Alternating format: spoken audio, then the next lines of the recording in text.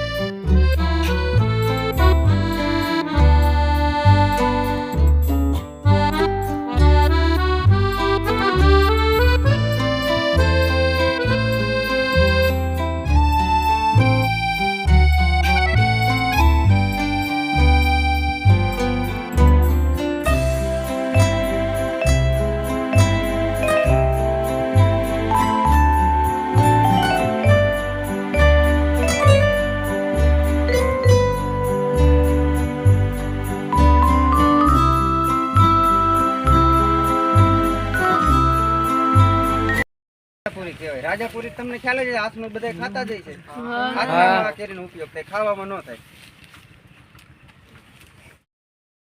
ઈ નાનું હતું આ મોટું પાંદડા હાવ થોડાક પતલા પાંદ હતા, એટલા બધા જાડા નહોતા।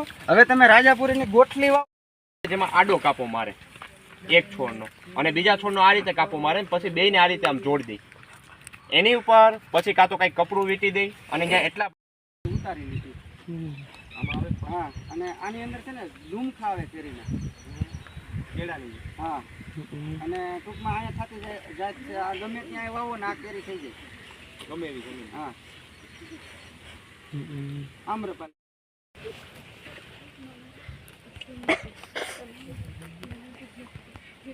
આ બધી છે ને 60 જે વાવેલા છે ને આ બધા કેસર છે, બધા ઉજરી ગયા છે અને હવે આવતા વર્ષે આમાં પાકાઈ પણ મળશે।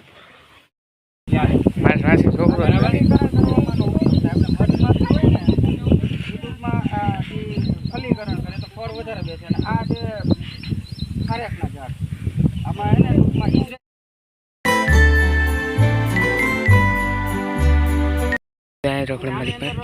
10 થી 12 પ્રકારની વેરાયટી આવે વાંસમાં। બાંબુ વાંસ આવે, નકોર વાંસ આવે, પીળા વાંસ આવે, અલગ અલગ।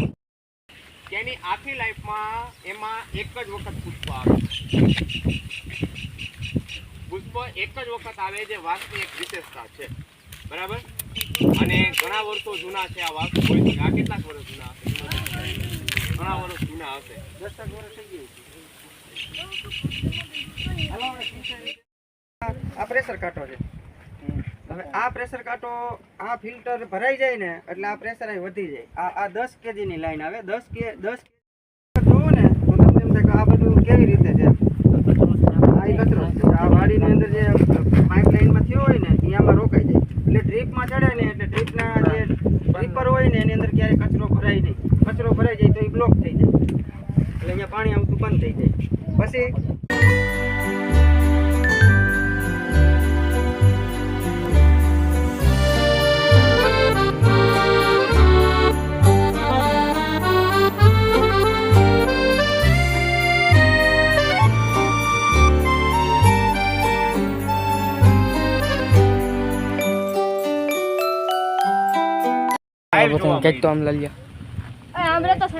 જ્યારે આવી લાઈવ વસ્તુ અમુક વખતે બતાવવાની આપણી ઈચ્છા થાય ને કે આજુબાજુમાં આપણે ક્યાંય ધ્યાનમાં ના આવે, ભાઈ આવું ક્યાં કેન્દ્રમાં આવશે, મને ખુદને અપેક્ષા નહોતી કે એટલી બધી વસ્તુઓ આ વાડીમાં જોવા મળશે બરાબર।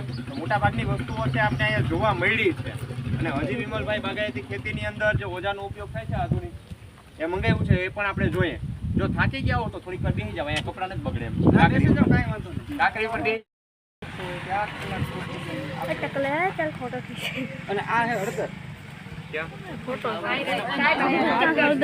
હળદર ત્યાં જોઈને જોઈ લે આમ હળદર એની અંદર એને ખેતી અહીંયા થાય છે।